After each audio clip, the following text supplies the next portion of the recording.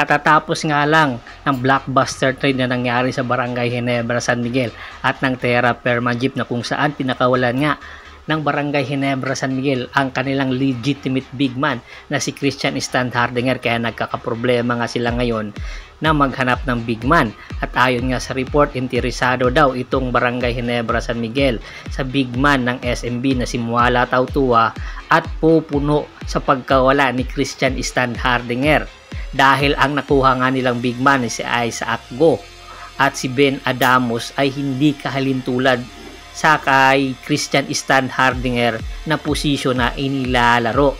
Outside shooting or outside nga ang nilalaro ni Isaac Go, samantalang itong si Muala Tautua po pwede itong magiging legitimate big man sa ilalim ng Barangay Ginebra, San Miguel. Alam naman natin na mayroon talagang kakayahan itong si Muala Tautua at hindi lang niya na ilalabas dahil nga nandyan pa si Junmar Fajardo sa SMB.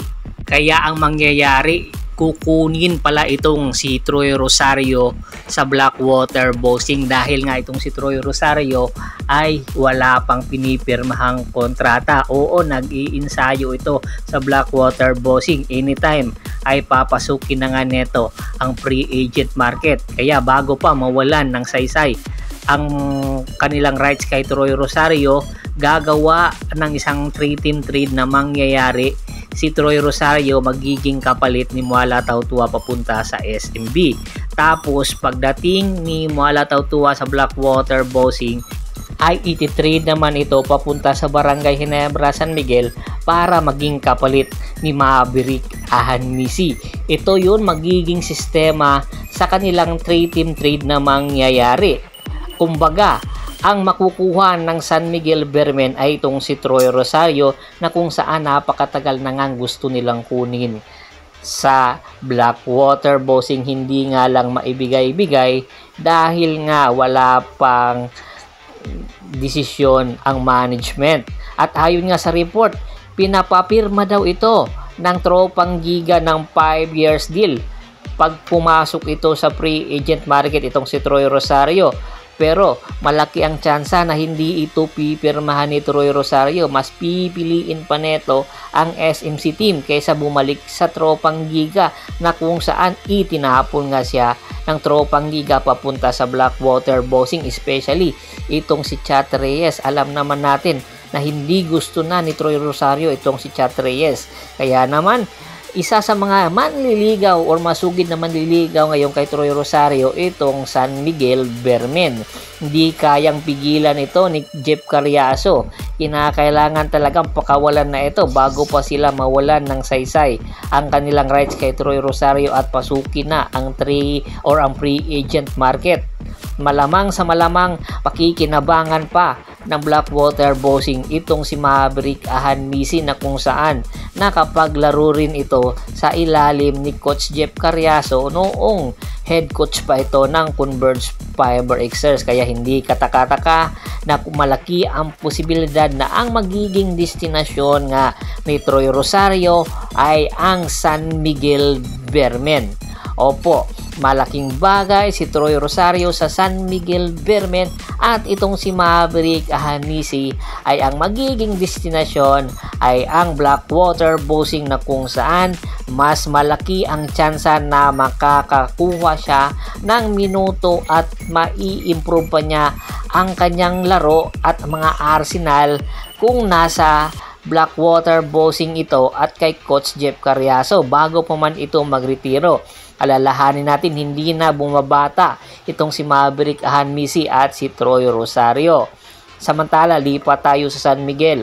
Ang kanilang number 12 pick sa first round ay nag-iinsayo na ngayon sa tropang Giga. Alam nyo ba, inamin mismo ng San Miguel Beermen team manager na inoperan nito or inoperan ng San Miguel itong si Aban Naba ng 2 years contract or maximum contract para manatili ito sa San Miguel Beermen. Opo, hindi nila ito pinakawalan at ayon sa report, tumanggi itong si Aban Naba na pumirma sa San Miguel Beermen.